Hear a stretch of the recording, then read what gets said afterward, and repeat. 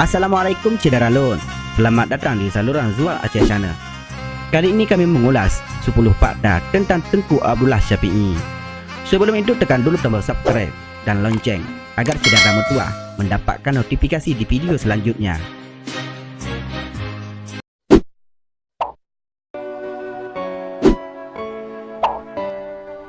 Dalam sejarah perjuangan gerakan Aceh Merdeka, sosok Tengku Abdullah Syafi'i tertulis dengan tinta emas. Ia adalah panglima GAM yang karismatik dan disegani. Lebih dari itu, Tengkulah, begitu ia disapa, adalah juga sosok yang ramah dan santun serta konsisten di garis perjuangan GAM. Lantas seperti apakah sosok Tengkulah di masa hidupnya? Berikut 10 fakta tentang panglima GAM Tengku Abdullah Syafi'i yang berhasil dirangkum oleh Zual Aceh Channel dari berbagai sumber.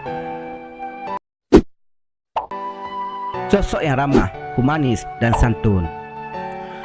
Tengkulah adalah sosok bersahaja, ramah, dan humanis. Ia juga dikenal sosok sederhana dan taat beribadah. Dia pun tidak bicara sembarangan. Sifat yang santun membuat orang tidak pernah marah kepadanya, dan bila ia berbicara, berisi nasihat dan bijaksana. Bukan lulusan militer GAM. Tengkulah dikenal sangat santun dan bersahaja. Di mata aktivis GAM, ia adalah sosok yang humanis dan anti kekerasan. Tengkulah memang tak pernah dibesarkan dalam dunia kekerasan.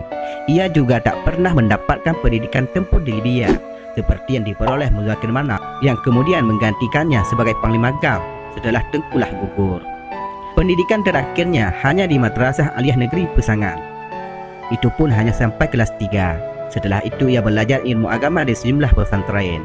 Uniknya, masa muda Abdullah Syafi'i ternyata lebih banyak dihabiskan dalam dunia teater bersama grup Jempa.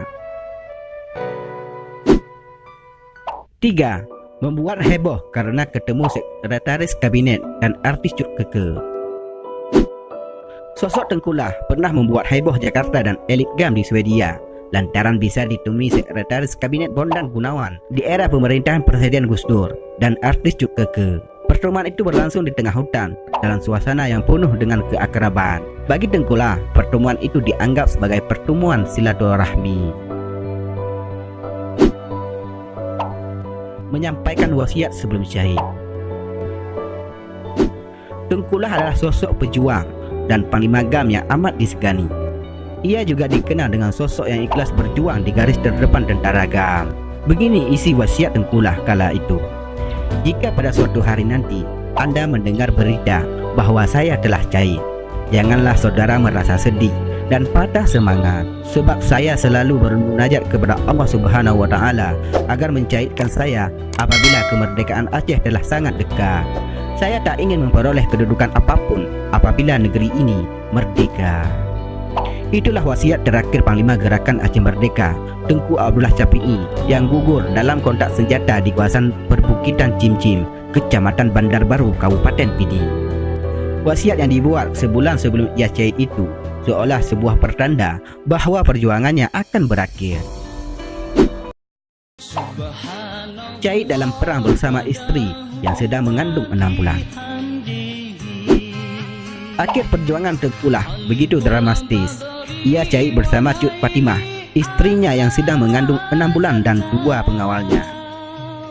Tengku Abdullah Syafi'i meninggal setelah tertembak dalam sebuah pertempuran di hutan Cim-Cim 22 Januari 2002. Namun jenazahnya tak langsung dievakuasi untuk memastikan yang tertembak adalah orang nomor 1 dalam tubuh militer GAM, Panglima Komando Operasi Pemulihan Keamanan Brigjen TNI Jali Yusuf waktu itu berangkat ke lokasi menggunakan helikopter.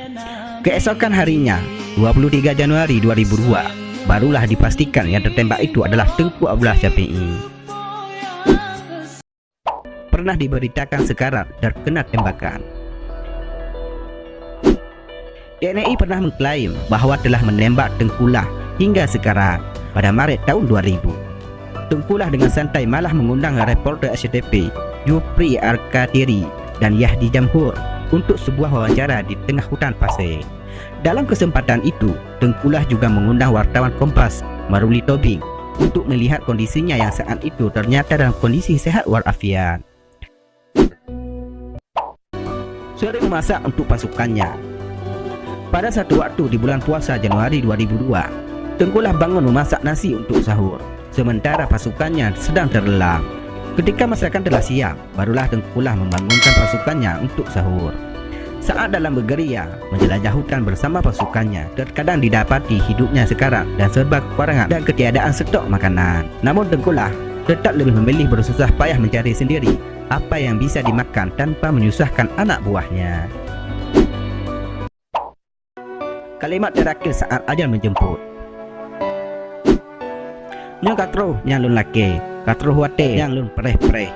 Kini sudah tiba waktunya yang saya tunggu-tunggu, kata Tengkulah kepada pengawalnya Jalaluddin setelah ia tertembak. Kalimat itu mengiringi kepergian Panglima yang sangat dihormati dan karismatik itu syahid di medan pertempuran.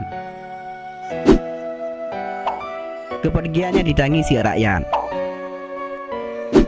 Pada malam menjelang subuh 25 Januari 2002, isak tangis dan selawat bergema di Desa Cubo, Kecamatan Bandar Baru, PD Jaya.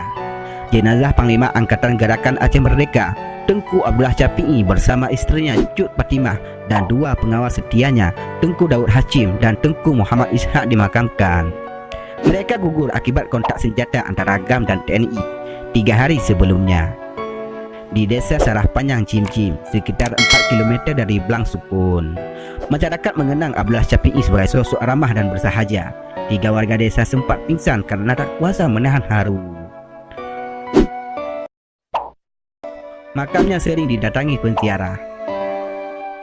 Setelah damai Aceh bersemi pada 15 Agustus 2005, makam Tengkulah ramai dikunjungi penziarah, mulai dari masyarakat biasa hingga mantan petinggi GAM. Bahkan Wali Nanggro Tengku Hasadiro pun sempat ziarahinya saat kembali ke Aceh pada Oktober 2008.